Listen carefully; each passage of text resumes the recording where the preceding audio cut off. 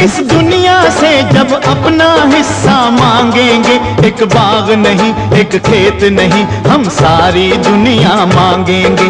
एक बाग नहीं एक खेत नहीं हम सारी दुनिया मांगेंगे। हम मेहनत कश इस दुनिया से जब अपना हिस्सा मांगेंगे, एक बाग नहीं एक खेत नहीं हम सारी दुनिया मांगेंगे। नाज़रीन, अवामी न्यूज़ में ख़बरनि जो सिलसिलो जारी है। इन वक्त असीं तव्हांखे खिपरो खां ख़बर ॾींदा हलूं त पूरी दुनिया में मज़दूरनि जो आलमी ॾींहुं अॼु मल्हायो पियो वञे। हिन हवाले सां वधीक तफ़सील ॿुधाए रहियो आहे हरीश केबीसी पंहिंजी रिपोर्ट में। जी नाज़रीन, तव्हांखे ख़बर आहे त अॼु मज़दूरनि जो आलमी ॾींहुं आहे। मज़दूर अहिड़ी उस में महिनत मज़दूरी करे पंहिंजो पेट पालींदा आहिनि। अॼु उन्हनि जो आलमी ॾींहुं पूरी दुनिया में मल्हायो वञे थो। अचो त अॼु उन्हनि सां ॻाल्हायूं था त हू उन्हनि खे हिते आज़ादी आहे या कोन आहे।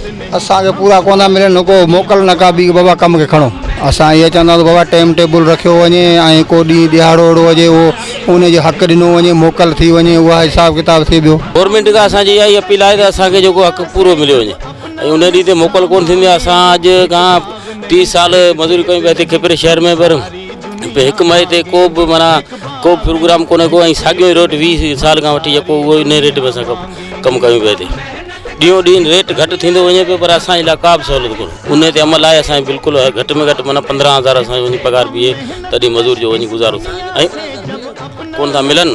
असांजो अॼु खां 20 साल जेको अॻु में रेट उहो ई रेट असांखे मिले थो। जी न साईं, असांखे मज़दूरी पूरी मिले ई कोन थी, असांखे असांजो हक़ मिले ई कोन थो साईं। असां गवर्नमेंट अपील कयो असांजो रेट वधायो वञे, असांखे का सहूलियत ॾिनो वञे, का फंड ॾिनो, असांखे पूरो हक़ मिले वञे। कानून ते अमल केरु करे ई कोन थो न, उहो करिणो पवंदो न। 400-500 दिहाड़े उहो बि रेट सही इन्हनि खे मिले ई कोन थो।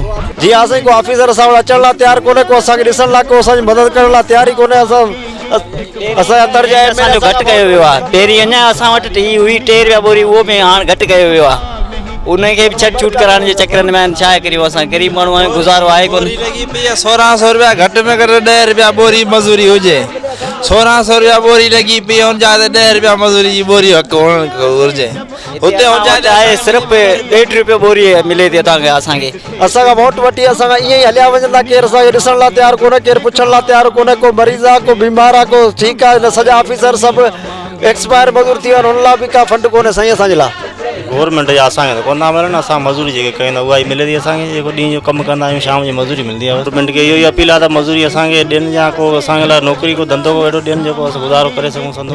जी नाज़रीन, ही तव्हां अॼु ॻाल्हि ॿुधियूं मज़दूरनि जो, त अॼु 1 मई ऐं अॼु पूरी दुनिया में मज़दूरनि जो आलमी ॾींहुं मल्हायो वञे थो, पर हिन मज़दूरनि जो चवण त असांखे पंहिंजा हक़ कोन था मिलनि। कैमरामैन गुलाम शबीर सां गॾु हरीश केबीसी, अवामी न्यूज़, खिपरो।